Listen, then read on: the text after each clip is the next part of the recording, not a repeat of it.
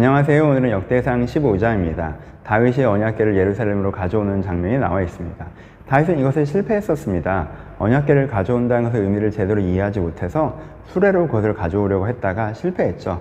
지금은 다윗이 언약궤를 가져온다는 것의 의미를 이해했습니다. 그래서 레위인들이 언약궤를 가지고 와서 이것에 성공하는 장면이 나와 있습니다. 언약궤를 가져온다는 의미가 무엇입니까? 하나님을 왕으로서 고백한다는 것이죠. 언약궤는 하나님의 보좌입니다. 언약궤는 단지 성스러운 물건이 아니라 하나님이 앉으시는 보좌이죠. 그래서 언약궤를 가져온다는 건 왕이신 하나님을 하나님의 도시, 하나님의 왕궁으로 우리가 모셔드리는 개념이라는 거죠. 그래서 하나님이 우리의 왕이십니다 라는 고백이 있을 때, 그 고백에 맞는 행동이 있을 때 언약궤를 가져올 수 있는 것이어서 이제 그 고백과 행동으로 이제 다윗이 언약궤를 가져오면 성공하는 장면이 나와 있습니다. 이 자체를 먼저 적용적으로 얘기해 보도록 합시다. 성물과 보좌에 대한 개념을 꼭 기억하셔야 됩니다. 성물에 대해 언약궤를 성물로 바라보면 주도권이 누구에게 있어요? 나에게 있죠, 그렇죠? 해리포터적인 개념에서 성물을 가지면 그 능력을 내가 결정해서 활용하는 거잖아요. 하지만 보좌는 어때요? 주도권이 누구에게 있어요? 하나님에게 있죠. 하나님이 결정하시는 걸 내가 귀 기울이고 이해하고 듣고 순종하는 개념이란 말이에요, 그렇죠? 그러니까 우리가 언약을 어떻게 바라보는가에 대한 적용이 되죠. 예수 그리스도의 구원 언약을 여러분들 어떻게 바라보십니까? 예수님께서 나를 구원하셨어? 그럼 내가 원하는 거 할 수 있겠네? 난 좋은 거 갖고 싶은데, 편하게 살고 싶은데, 난 이걸 이루고 싶은데 언약을 이루셨다니까 그게 되는 거지. 그럼 여전히 내가 언약을 성물로 바라보는 거고, 그렇죠? 그렇게 되는 게 아니고 언약을 보좌로 바라봐야 되는 거죠. 이제는 하나님께서 나의 왕 되실 수 있는 거구나. 내가 하나님의 뜻과 지혜와 능력의 그 지시하심을 받아 그 진리를 순종하며 살아갈 수 있는 것이구나. 그 힘의 위안과 능력을 덧입어 살아갈 수 있는 것이구나. 하나님의 말씀에 순종하며 주의 일들을 이루며 살아갈 수 있는 것이구나. 이것이 나에게 언약이구나. 이렇게 바라봐야 된다는 거죠. 우리의 신앙의 초기에는 하나님의 언약이 성물처럼 보일 수도 있지만 우리가 진정으로 언약을 이해한다면 정말 우리가 신앙의 온전한 고백을 드린다는 것은 그 성물로 바라보는 것이 아니라 보좌로 바라보는 것이다. 하나님을 나의 마음의 왕으로 모셔드리는 것이다 라는 걸 적용해 보셔야 될 것 같고요. 한 가지 여기서 그냥 부언으로 말씀드리면, 이렇게 말씀드리면 굉장히 많은 분들이 약간 불편하게 느끼시는 분들이 있어요. 근데 이게 왕이라는 단어가 이 예전과 지금과 좀 달라요. 고대 사회는 왕이라는 단어가 너무 자연스러운 단어였는데 민주주의 사회에서 왕이라는 단어는 낡은 단어이고 벌써 이제는 무너져 내린 단어잖아요. 그래서 우리가 좀 이것을 감성적으로 좀 다시 해야 되는 부분들이 있습니다. 그 설명을 잠깐 해보죠. 보세요. 여러분, 프랑스 혁명에 관련된 영화 레미제라블 저는 그 영화 좋아했는데 보면 되게 어떤 노래 혁명가가 나오죠. 그때 막 보면 민주주의자들은, 저 같은 우리 같은 민주주의자들은 가슴이 뛰죠. 민주주의가 이루어지는 저 순간 가슴이 뛰죠. 우리가 다른 나라에서도 민주주의 혁명이 이루어지고 있다라고 하고 우리나라에서 일어났던 민주주의 혁명에 대한 이야기를 들어도 막 가슴이 뜁니다. 왜 그래요?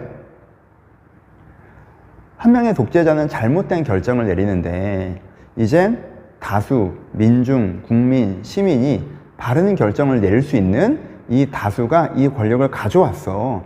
이제부터는 이들이 권력자이기 때문에 바른 결정을 내리게 될 거야. 그 바른 결정들로 세상이 좋아지고 달라질 거야. 와! 하는 게 혁명에 대해 우리가 기쁨을 느끼는 거예요. 그쵸? 잘못된 결정을 내리는 자가 권력을 갖고 있었는데 그 권력을 바른 결정을 내리는 존재에게 넘어가는 순간, 이제부터 이루어질 바른 결정들에서 우리가 미리 기뻐하는 거란 말이에요. 그렇죠? 포인트를 아시겠어요? 그러니까 우리가 하나님의 왕되심을 기뻐하는 감정선, 이렇게 어떤 우리가 혁명의 장면을 보면서 기쁨을 느끼는 감정선과 비슷한 거여야 된다는 거예요. 그렇게 돼요. 그래, 하나님 왕되시면 좋지. 뭐 이게 아니라, 그치. 왜? 우리는 바른 결정을 내리지 못하는 존재인데, 이젠 바른 결정을 내리는 하나님이라는 존재의 권력이 넘어가는 거란 말이에요.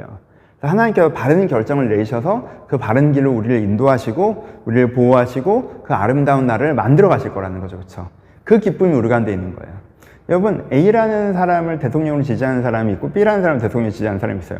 A라는 사람을 대통령으로 지지하는 사람은 A가 대통령이 되면 너무 기뻐요. 왜? 이제 이 사람이 바른 결정을 내릴 거라는 신뢰감 때문이죠. 근데 이 사람이 대통령이 되면 너무 슬퍼해. 너무 화나요. 왜?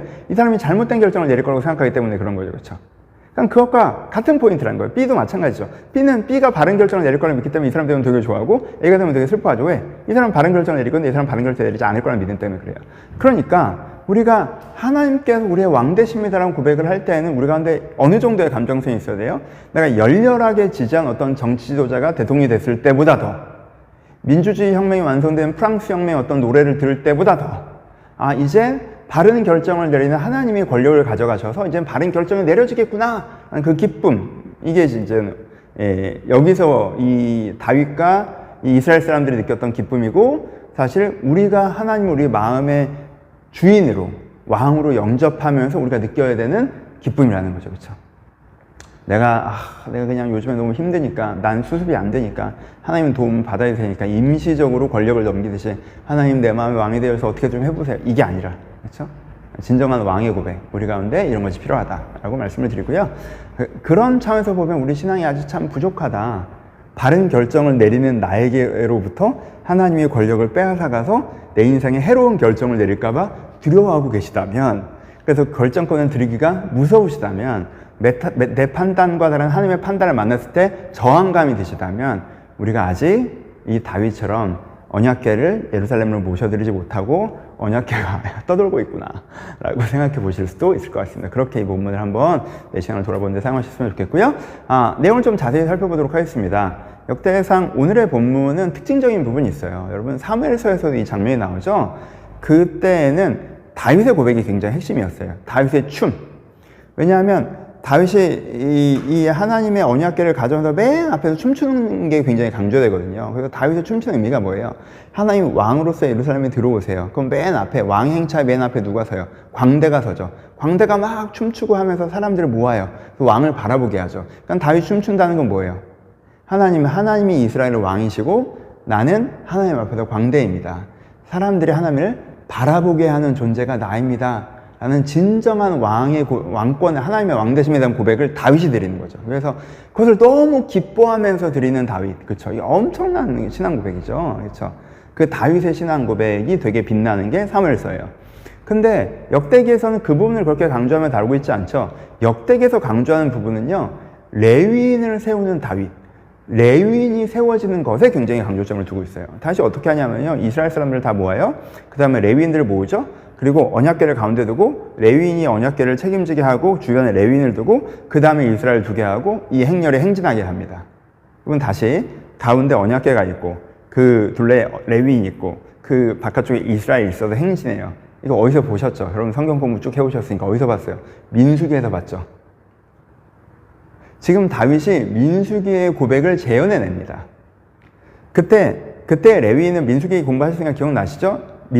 그때 레위는 이스라엘의 장자, 이스라엘의 모든 생명을 상징하고 또 하나님의 소유됨을 상징해요. 그래서 모든 이스라엘 사람들 하나님의 소유입니다. 왕이신 하나님을 따라갑니다라는 고백을 민수기에서 하잖아요. 민수기에서의 언약궤는, 레위기에서 언약궤는 우리의 구원에 대해서 얘기하고 민수기에서 언약궤는 하나님 나라를 얘기하잖아요. 공부하셨죠? 그래서 주님의 뜻에 따라 나팔소리에 따라 순종하며 살아가는 우리들에 대한 고백이 있는 게 민수기인데, 그 고백의 핵심의 역할을 하는 게 레위인들이죠. 언약궤와 성막과 이스라엘 사이에 서서 우리가 모두 하나님의 소유된 존재입니다. 하나님 우리의 왕이십니다라는 고백을 하는 게 레위인이란 말이에요. 그것을 재현해내므로 하나님 우리 왕이십니다를 고백해요. 그러니까는 사무엘서에서는 다윗 본인이 하나님이 우리의 왕이십니다라는 고백을 하는 게 보이고 있다면, 역대기에선 이스라엘 사람들 전체가 레위인 고백, 민수기 고백을 통해서 하나님이 우리의 왕이십니다라는 고백을 드리는 것이 강조되어져 있습니다. 그리고 찬양을 첨가하면서 그 고백을 기쁨으로 드리는 것이 강조되어 있다는 거죠. 그리고 아까 처음에 말씀드렸죠. 이 고백을 기쁨으로 드리는 게 얼마나 대단한 수준인지, 그렇죠?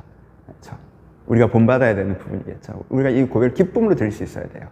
이게 역대기의 특징이고요. 한 가지 더. 그럼 여기서의 다윗의 모습은요, 역대기 사무엘서 강조점과 좀 다른 모습이 나타나죠. 여기서 다윗은 어떤 존재예요? 자기가 하나님께 고백을 드리는 것도 중요하지만 여기서 다윗은 어떤 존재예요? 이스라엘이 하나님을 바라보게 하는 존재죠. 무엇을 하는 것을 통해서? 민수기 고백을 다시 재현해냄을 통해서 이스라엘이 하나님을 바라보게 하는 존재가 다윗이에요, 여기서는. 그렇죠? 그냥 내가 하나님께 드리는 고백이 아니라 단지 여기서 이스라엘이 하나님을 고백하게 하는 존재로서 표현되어 있는 거죠. 그러니까 여기서 이것 자체가 다윗의 성장도 보여줘요. 얼마 전까지 이게 언약궤를 누가 지고 가야 되는지도 몰랐던 다윗인데, 이제는 민수기의 고백 전체를 이해하고 그것을 이스라엘에게 드리도록 만들어내잖아요. 그러니까 이 사람이 성장케 이제 언약을 더 깊이 이해했구나. 하나님의 왕되심과 하나님의 나라됨이 무엇인지 이 사람이 더 깊이 이해했구나가 보여지고, 또 그래서 다윗의 모습에서 누구의 모습을 오버랩돼요? 모세의 모습이 오버랩 되죠. 여러분, 이제부터 계속 다윗의 모습에 대해서 모세의 모습이 계속 오버랩 됩니다. 역대기를 읽어가시면. 그래서 하나님의, 그러니까는 단지 이렇게 사무엘서에서는 제사장 다윗 왕 이렇게 있었는데, 그게 아니라 어떤 의미에서는 하나님의 언약을 깊이 이해해서 사람들이 그 언약을 통해서 하나님을 바라보게 하는 역할을 하는 존재로서의 다윗이 등장하기 시작합니다. 적용해보죠. 첫 번째, 1세대 이스라엘 입장에서, 유대인 입장에서, 1차 청자 유대인 입장에서 먼저 얘기를 해보면 뭐예요? 그들에게 이 역대기가 그들에게 쓰여졌는데, 그들이 보는 핵심 메시지가 뭐겠어요? 여전히 메시아죠. 메시아는 어떤 존재다? 다윗, 메시아, 다윗 언약, 메시아 언약. 어떤 존재요? 사람들의 마음을 하나님께로 돌이키는 존재구나. 사람들이 하나님을 왕으로 고백하게 하는 존재구나. 그래서 하나님이 그들 가운데 왕으로서 돌아오시게 하는 존재구나. 하나님의 나라를 완성하는 존재가 메시아구나. 메시아가 잘나서 뭘 하고 메시아가 정치적인 어떤 국가를, 이게 핵심이 아니라 메시아는 사람들의 마음을 하나님께로 돌아오게 하고 하나님을 하나님의 백성에게 돌아오게 하는 존재가 메시아구나 라는 것들을 가르쳐 준다는 거죠. 여러분, 신약이 생각나시죠 이제? 여러분, 신약 성경에서 바리새인들과 예수님 논쟁은요, 야, 역대기를 도대체 어떻게 해석하는 거야? 라는 비유가 있어요. 예수님은 이걸 딱 얘기하시고요, 바리새인들은 정치적 메시아를 자꾸 생각하죠. 그러니까 이 바리새인들은 역대기를 제대로 이해하지 못하고 있는 거야 라고 얘기하는 느낌들도 있을 정도로 예수님께서 말씀하신, 예수님에게서 구현되는 것을 역대기에서 미리 설명해줘요. 메시아는 이런 존재야 라고. 그렇죠?